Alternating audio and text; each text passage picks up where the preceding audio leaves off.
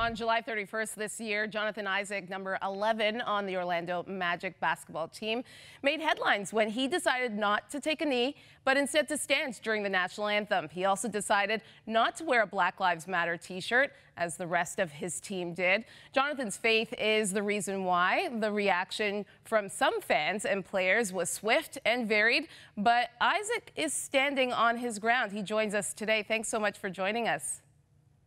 Thank you so much for having me. So why did you decide not to kneel? Well, I decided not to kneel or wear the Black Lives Matter t-shirt, first and foremost, because I understood that everybody is about solutions.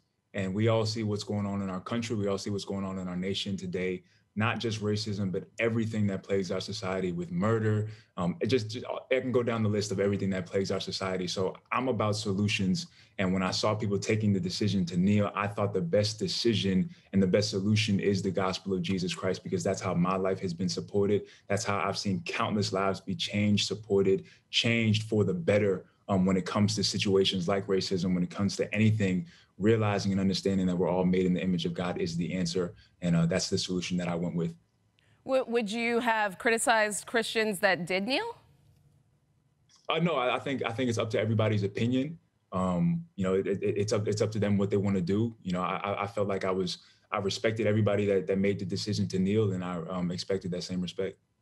And so what was the response that you received after July 31st when you decided not to? It was wild. My DMs were absolutely flooded, mentions absolutely flooded on every single social media outlet. And it was great. There were people who agree with me and obviously people who didn't, but much more that agree with me than that I saw. So I was encouraged. Explain a little bit more, Jonathan, about why the gospel for you has compelled you to say, I'm looking at actions, and what can following Jesus look like for action-oriented measures when it comes to race relations for you? Oh, well, I think that one of the first things when it comes to following Jesus is looking at yourself in the mirror. And I feel like what happens a lot of times in situations like this is we are comparing each other's sins. We're saying your sins are worse than my sins. And usually that only comes down to whose sin is most visible. And then that person has the moral high ground. But when it comes to Jesus, he's the moral high ground, and we all fall short of his glory. So everyone can look at themselves and say, man, I'm a part of the problem. You're not just evil. I have evil in me too. And we can work together as a solution with the gospel, with Jesus Christ being the thing that pins us all together.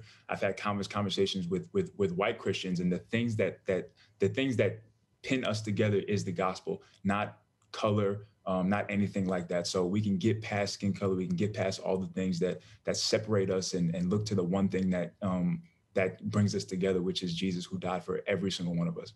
So I'm curious, then, Jonathan, how do you enter into a conversation where somebody might, express their biases against you are a Black man? How do you respond to the hatred that might be propelled towards you as a Black individual? Well, I mean, I think that it comes down to individuals. I'm not one to paint everybody a certain way and say, okay, white people are like this or Black people are like this.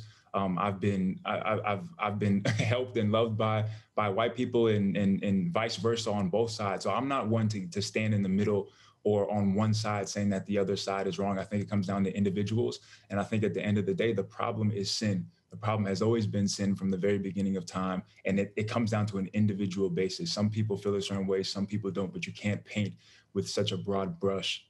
So I would just go down to it's personal. It's between every individual. And that's why the gospel is so important, because the gospel impacts one individual at a time and changing their heart to see more clearly and to see things from a spiritual perspective and not a natural one. Right. So have you ever, I'm assuming as a Black man, you've experienced racism.